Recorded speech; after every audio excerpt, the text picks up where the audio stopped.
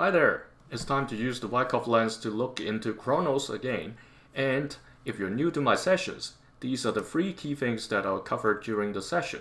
So let's start with the weekly chart of Cronos. So again, let me kick the chart up. Okay, yeah, sometimes I have to revive it because it's just a setting issue with Mac. So we're seeing the candlestick, basically the bulls and bears, fighting around the yellow key level. That's around 11 cents. Okay, you see the long wick at the bottom. That this week it tested the 2 intermediate support levels, you can say 10 cents almost, and then 9 cents. So it went all the way to the 9-cent line. That was also tested by the October 10th event. Just that it's not yet as low as the previous accumulation back in March all the way till July this year. Okay, I'm not talking about far back in history. Whatever happened during February all the way till end of June, that time we were also at this range between the orange key level of 8 cents and the yellow key level of 11 cents. Okay, that was the period.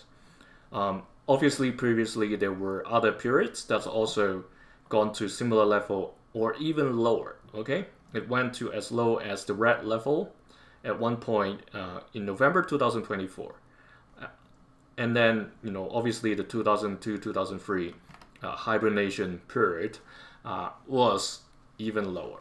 Okay, so that's the backdrop of it. Last time we said there's a 90% chance for Cronos to come back for into accumulation, and it's just a matter of time that the selling climax will appear.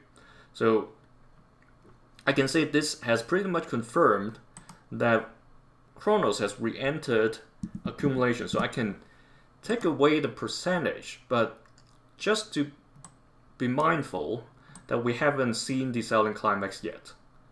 Okay, even though there's a little bit of rebound this week. When we get to the daily chart, we'll be able to see in more detail. So last time I also shared this upward trend line. Let me change the color of it so it's easier to see compared to the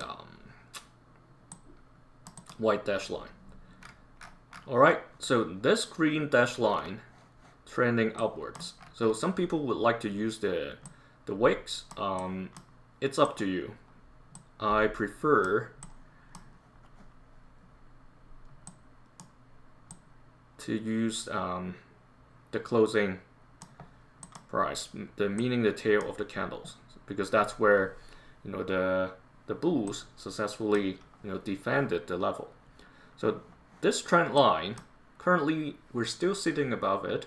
So if the selling climax comes down and close to the 9-cent line, then it still stays above this green trend line, which is a positive sign. Not necessarily saying that closing near the orange is particularly bad. Don't interpret it that way. It's just that it's more positive to stay on this uptrend. Okay, not a surprise if it comes down to similar level like the test we have or the selling climax we have just earlier this year. All right. Second test we can take away now. I don't think this distribution cycle is continuing. It's likely that it will start accumulating somewhere around these lines. Okay, similar to what happened at the beginning of the year. So let's go to the daily chart. We see over the past 5 days, support has been found around that 10-cent line. 2 days ago, it tested briefly, but close to the 10-cent line. So basically, within this week at least, this seems to be rather solid support. However, today when the price tried to break above the yellow key level of 11 cents, as well as the ceiling of the downward channel, If you're new to my session, I'll explain the channel box or the air hockey table in a second. it got rejected back to the current level. And you may already have noticed this triangle, okay, formed by the 10-cent line and the ceiling of the downtrend. This pointing towards next Friday, or coming Friday actually. Well, some of you are Monday time already. I'm still Sunday. So the coming Friday, anytime from now till that day, there is a chance for this to break outside of the downward channel eventually. Alright, so there was a chance just 4 days ago, but the break broke to the downside. Okay, and now we've got a second chance. And eventually, when we get closer to the end of the month or beginning of next month, there are a few more chances. If the let's say the market sentiment or people in general still doesn't want to get in, then the low point will get closer to the orange key level and maybe even the red key level, like I said when I explained the daily chart. All right. So if this is the preliminary support stage, that means we haven't seen the selling climax yet. All right. And also, again, in Wyckoff method, selling climax doesn't mean it's the lowest point. Okay, it's not the actual bottom. Sometimes there are subsequent tests that follows that can go even deeper than the original selling climax. Okay, so here, the selling climax might have finished around here.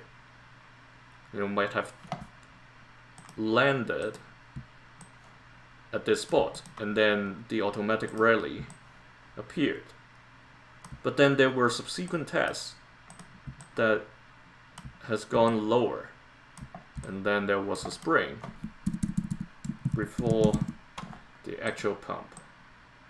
Okay, there are many tests. So this kind of sideways trading can continue for as long as the market is pessimistic or people are pessimistic, okay, before they're willing to get back in again. So I've talked about the breakout potential coming, any time from now till coming Friday.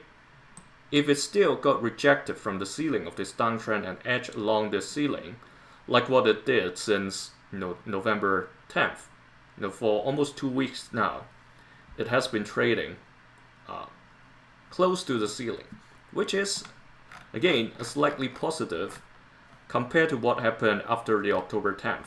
So it was trading at the lower half of the weaker side of the channel, or the air hockey table. So it's time to explain to you, if you're new to my sessions or to this method. Basically, the price bounces off around 3 lines. Okay, the edges of the table. Okay, imagine you're playing air hockey. So you see it bounces off the edges of the table plus a center line. Okay, imagine there's also one center line over here that it will bounce off.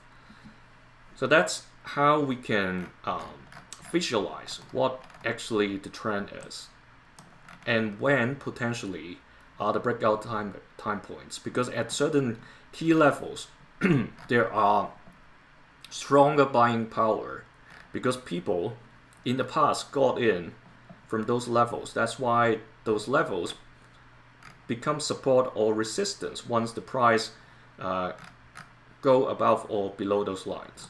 All right, so just to sum up for Cronos, again, don't forget the big picture. I'm not trying to show the monthly chart. So this is very likely, almost certain, that it has re-entered an accumulation level, just like what happened in the beginning of this year. So very short peaks, and then, well, depending on how you look at it, the distribution lasted for about a month or a month and a half, both times actually, right?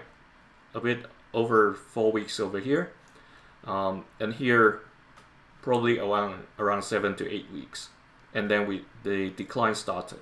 So this trend, however, the buying climax last time at the end of last year, compared to this one, this time tested a higher level. So for Cronos supporter, this one may be a plus compared to some other altcoins that's showing a declining trend.